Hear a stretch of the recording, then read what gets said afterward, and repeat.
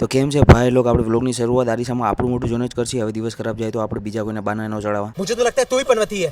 Legs ખાલી ચિકનના જ કેમ ફેમસ છે એવું થોડું ને હાલે. આપણે લેગે ફેમસ હોવો જોઈએ એટલે કીધું આજે આપણે મારસી લેગ. चल झूठा. હમણાંથી તો માર્કેટમાં ખાલી એક જ વસ્તુની વાત હાલે. ચકલા કુદી બાજ ન પડે. જો ચકલાને કુદી બાજ બનવું જ ન હોય, ચકલો ચકલો બનીને જ ખુશ હોય, તો એને બાજ બનવાની શું જરૂર છે? અને બાજ બનીને પણ ખુશ ન હોય તો એને બાજ બનવાનો ફાયદો શું છે? अरे कहना क्या चाहते हो?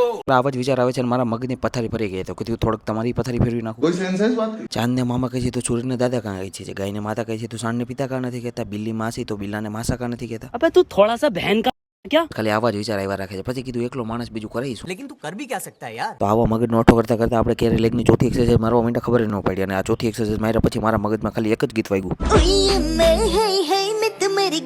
મને લાગે આપણો ભાઈ બાદ તો નહીં પણ દેડકો બની જાય. જીમમાં હોન્ડા લઈને છોટા તો ખાલી મનસુખભાઈ કરે. મને લાગે હું તો જિંદગીમાં ખાલી વાળ સેટ કરવા આવ્યું. બીજા કોઈની નજર લાગે કે ન લાગે, મને લાગે ક્યારેક તો મને મારી નજર લાગી જાય. लॉटरी की टिकट बेचने वाला लग रहा है. હાલો હવે 2 દિવસ પછી તો હોળી છે, કીધું હવે મજા આવશે. ले होली आ गई. होली कब है होली? આ ભાઈને નાગીન ડાન્સ કરવાનું કીધું તો ખાલી 2 હાથ ઊંચા કરી લીધા.